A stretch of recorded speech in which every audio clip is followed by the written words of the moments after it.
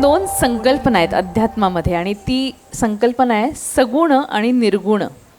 आता सगुण म्हटलं की अर्थातच आपल्या समोर सगळे देव येतात आणि त्यांची पूजा अर्चना भजन कीर्तन असं सगळं आपल्या समोर येतं. आणि निर्गुण म्हटलं की ज्याला कुठलाच आकार नाही असा देव येतो आणि जिथे नामस्मरणाचं महत्त्व सांगितलं गेलं आहे.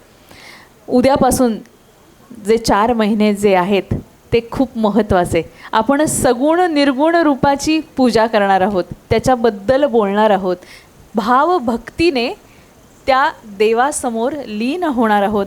आणि जसं ज्ञानेश्वर म्हणतात की सगुण निर्गुण एकची ब्रह्म, म्हणजेच दोन्ही प्रवाहांमध्ये हा समन्वय ज्ञानेश्वरांनी घडवून आणला आहे. आणि या दोन्ही रूपांचं पूजन करत असताना आपल्याला एकच दिसतो, तो म्हणजे सर्वसाक्षी परमेश्वर. त्या परमेश्वराचं नामस्मरण करूया, त्याच्या भक्तीमध्ये लीन होऊया आणि सुखाचे जे रूप ते आपल्यामध्ये साठवून घेऊया. पाहूया पुढचा परफॉर्मन्स. विठ्ठल विठोबा रखुमाई,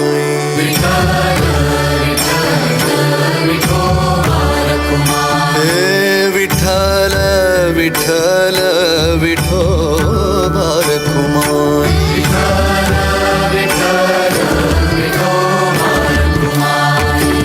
सुख झाले जन्माचे मन झाले दंग,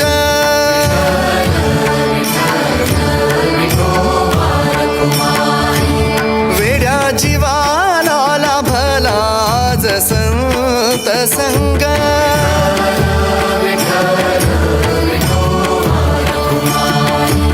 भाव दाटियले गळा,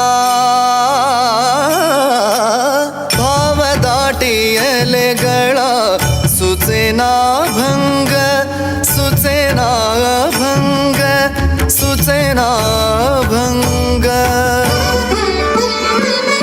आनंदाचे डोही आनंद तरंग, आनंदाचे डोही आनंद तरंग.